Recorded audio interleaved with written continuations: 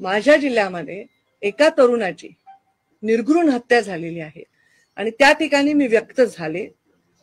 त्यावेळी SIT लावावी अशी मागणी केली. असं वाटतं निर्घृण फक्त हत्या नसते, निर्घृण आपला व्यवहार सुद्धा असतो. एखाद्या परिवाराच्या बाबतीत एखादी वाईट घटना घडल्यानंतर त्याच्यातून पुन्हा आपण काहीतरी त्याच्यातून काही खाद्य मिळवत असू तर ते चुकीचं आहे. तपास यंत्रणा तपास करत आहेत आणि मला माहिती नाही ना की याच्यामध्ये कोण कोण आहे, तर मी कसं कोणाचं नाव घेऊन बोलू?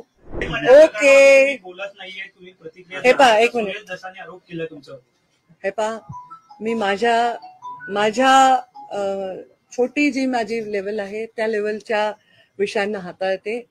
फार काही माझ्यापेक्षा मोठ्या अभ्यास असणाऱ्या लोकांच्या विषयांवर मी काही उत्तर देऊ शकत नाही. पण मी एवढं सांगेन की महाराष्ट्रामध्ये पहिल्यांदा मुख्यमंत्र्यांना जे पत्र लिहिलं SIT लावण्याचं ते मी लिहिलं, मी ते तुम्हाला कॉपी देऊ शकते.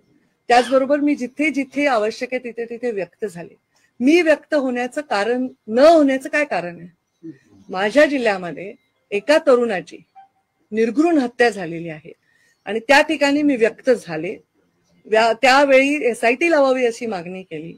प्रत्येक वेळी नागपूरमध्ये मी मीडियाला त्या संदर्भामधलं माझं मत स्पष्ट सांगितलंय आणि माझा विश्वास राज्याचे मुख्यमंत्री कोण आहे? देवेंद्रजी फडणवीस आहेत. तेच राज्याचे गृहमंत्री आहेत. त्यांनी माझ्या विधानसभेच्या फ्लोअरवर उत्तर दिलं की ते यामध्ये पूर्ण तपास लावतील, कोणालाही क्षमा करणार नाहीत आणि कुठल्याही प्रकारच्या कोणी कितीही ह्याच्यामध्ये इन्व्हॉल्व असेल, मोठा असेल, लहान असेल, हे पाहणार नाही. हे त्यांच्या तोंडचे वाक्य आहेत विधानसभेत. मी कॅबिनेट मधली एक मंत्री आहे.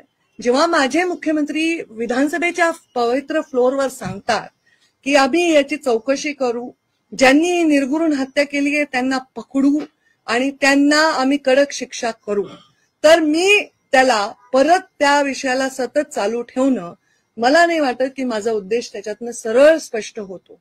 जर असं ते म्हणले तर आम्ही त्या तपासाबद्दल सकारात्मकता बाळगली पाहिजे, आम्ही त्यांच्यावर विश्वास ठेवला पाहिजे आणि त्यांनी विधानसभेच्या फ्लोअरवर सांगितल्यानंतरही जर आम्ही काहीतरी त्याचा विषय वाढवत असू किंवा मोर्चाच्या माध्यमातून आपण सरकारवरच प्रश्न आहे ना ते इनडायरेक्टली, तर माझ्या मनात जराही प्रश्नचिन्ह नाही की गृहमंत्री याच्यामध्ये कुठलीही कचुराई करतील. माझ्या मनात पूर्ण विश्वास आहे. तर मग मी रोज रोज या विषयावर बोलावं अशी माझी मानसिकता नाही. मला या विषयावर पूर्णपणे संवेदना माझ्या मनामध्ये आहे. या विषयाला धरून मला इश्यू करायचा आहे हा माझा स्वभाव नाही. तुम्ही माझा राजकीय प्रवास पहा, गेल्या 22 वर्षामध्ये मी कधीही इश्यू बेस्ड काम करते आणि त्या इश्यूतनं काहीतरी काढायचं हा माझा हेतू नाही.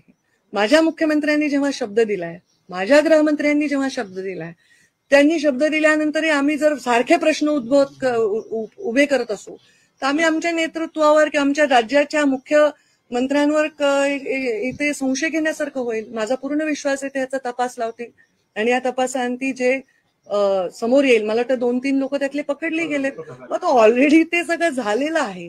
त्यामुळे अशा कुठल्याही गोष्टीत रोज मीडिया समोर येऊन बोलण्याची काय आवश्यकता आहे? जेव्हा मी एक भूमिका एकदा मांडली, रोज रोज त्याच भूमिकेला परत उगाळणं हे त्यांच्या दुःखाला उगाळण्यासारखं आहे. त्यांच्या बाबतीत झालेल्या घटनेचा कुठेतरी आम्ही बाऊ करतोय आणि त्याला एक मंच तयार करून त्याच्यावर आम्ही आमचं व्यक्त करण्याचं साधन बनवतोय असं वाटतं. निर्घृण फक्त हत्या नसते, निर्घृण आपला व्यवहार सुद्धा असतो. एखाद्या परिवाराच्या बाबतीत एखादी वाईट घटना घडल्यानंतर त्याच्यातून पुन्हा आपण काहीतरी त्याच्यातून काही खाद्य मिळवत असू तर ते चुकीचं आहे आणि तो माझा स्वभाव नाही. म्हणून मी सतत या विषयावर बोलण्याची आवश्यकता मला वाटत नाही. मी जे बोलले ते तेव्हा बोलले, ते रेकॉर्डवर आहे आणि त्याच्यानंतर परत परत मी बोलायचं काही कारण नाही. तपास यंत्रणा तपास करत आहेत आणि मला माहिती नाही ना की याच्यामध्ये कोण कोण आहे, तर मी कसं कोणाचं नाव घेऊन बोलू? हे योग्य आहे का? तुम्ही सांगा. तुम्हाला माहिती आहे, तुम्ही विटनेस केलं, तुम्ही तिथे होतात. एखादी निर्घृण हत्या, एखादा पाशवी बलात्कार, ह्याला आय विटनेस असेल तर तो होऊ देईल का बरं? हे मी होते का तिथे? मला माहिती आहे का ते?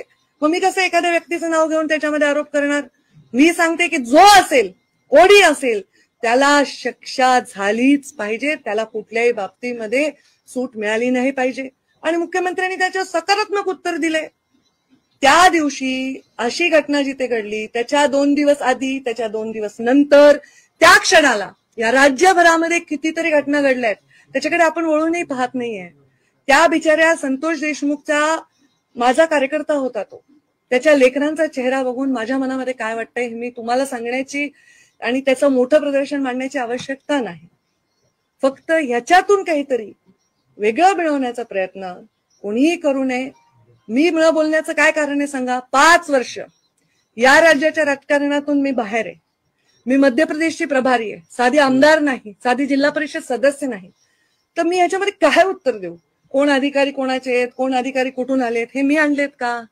तेव्हाच्या मुख्यमंत्र्यांनी, तेव्हाच्या उपमुख्यमंत्र्यांनी, तेव्हाच्या पालकमंत्र्यांनी, तेव्हाच्या यंत्रणेने ते आणलेत. आता ते स्वतःही म्हणतात की आम्हाला ह्याच्यात शोध लागला पाहिजे, तपास लागला पाहिजे, योग्य माणसाला शिक्षा झाली पाहिजे.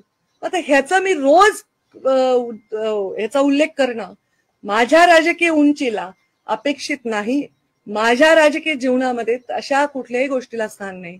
माझ्या संतोष देशमुखला न्याय मिळेल तो दिवस माझ्यासाठी उज्ज्वल असेल. भलेही मला त्यांच्या परिवाराला भेट देता येऊ नये, फक्त मलाच त्या भेटीपासून वंचित राहावं लागलंय, पण मला त्यांची भेट घेणं, त्यांच्या मुलांना घेऊन भाषण करणं, ह्याहीपेक्षा त्यांना न्याय मिळणं हे महत्वाचं.